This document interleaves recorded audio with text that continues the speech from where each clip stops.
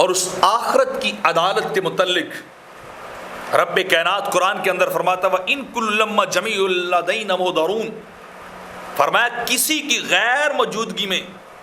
فیصلہ نہیں کیا جائے گا، کسی کی غیر موجودگی میں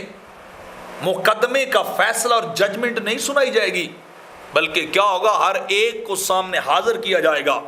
اور ہر ایک حاضر ہوگا اللہ کے دربار میں، اللہ کی بارگاہ میں، اور اس کی موجودگی میں اسے باور کروا کر، اسے سب کچھ جنوا کر پھر فیصلہ کیا جائے گا۔ پھر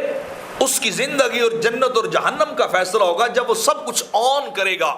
اور مانے گا اور وہ موجود بھی ہوگا۔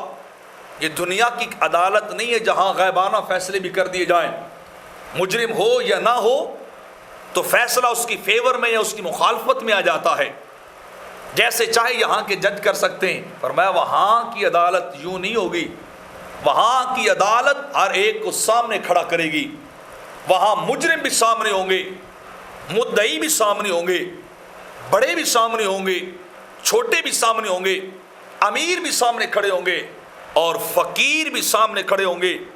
ہر طرح کے بندے کو سامنے کھڑا کر کے پھر اس کا فیصلہ کیا جائے گا، پھر اسے بتایا جائے گا کہ یہ دیکھ ہم نے سب کچھ تمہارے سامنے کھولا ہے، تمہاری موجودگی میں ہم نے سب کچھ کھول کے فیصلہ جو ہے وہ کیا ہے۔ اور اگلی بات یہ ہے کہ اس فیصلے میں کوئی رد و بدل نہیں ہے، یا اس نامہ اعمال میں کوئی رد و بدل نہیں، اس کے اندر ذرہ بھر چینج نہیں ہے۔ رب کائنات قرآن کے اندر فرماتا ہے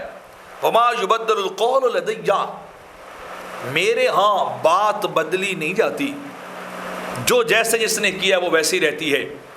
میرے ہاں بات کبھی چینج نہیں ہوتی، بات جیسے جس نے کی ہے یا عمل جیسا جس نے کیا ہے